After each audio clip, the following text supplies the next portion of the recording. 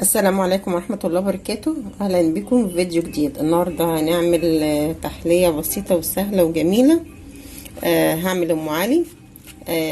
طبعا معايا ملفيه وكيلو الا ربع لبن، ومعايا قشطة، ومعايا زبيب وجوز الهند، ومعايا سكر. ونجيب الطاجن اللي هنعمل فيه ونكسر فيه الملفيه. بسم الله الرحمن الرحيم.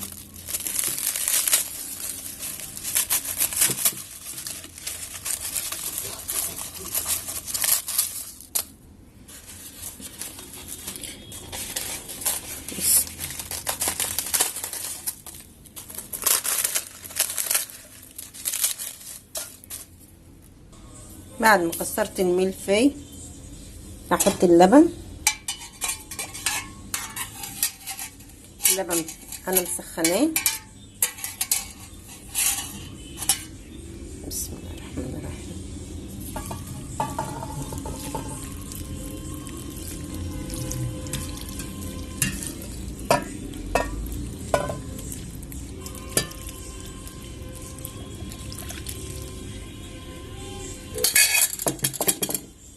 واحط السكر. السكر طبعا تبع الرغبة. بسم الله الرحمن الرحيم. حاطه حوالي 3 معالق سكر. واحط جوز الهند.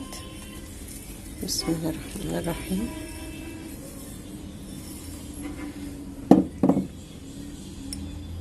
واحط زبيب.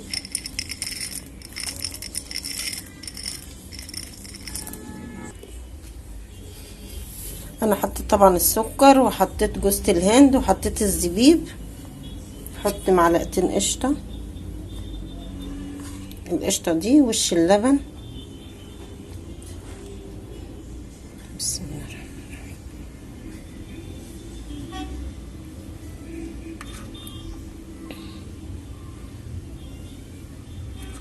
طبعا احنا كل حاجه مستويه في طاجن ام علي، انا بس عايزاه ياخد لون، فانا هحطه تحت الشوايه.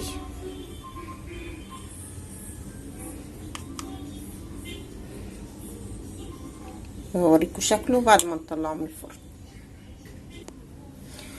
وده شكل طاجن ام علي بعد ما طلعناه من الفرن. اسهل تحليه ممكن تعمليها، ما خدتش 10 دقايق. هو مجرد كل حاجه مستويه انت بتحطيها بس تاخد اللون، وتنفع طبعا بالرقاق. هنطلع حته على طبق. بسم الله الرحمن الرحيم.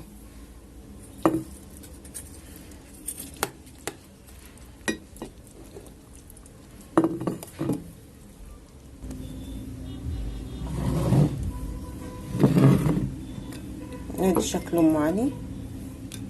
هنجرنشها.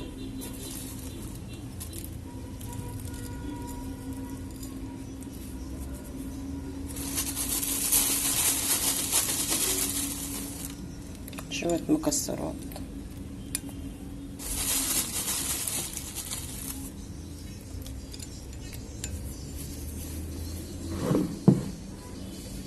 وكده ده فيديو النهارده. لو عجبك الفيديو اعملي لايك وشير وسبسكرايب وفعلي الجرس عشان يوصلك كل جديد. والسلام عليكم ورحمة الله وبركاته.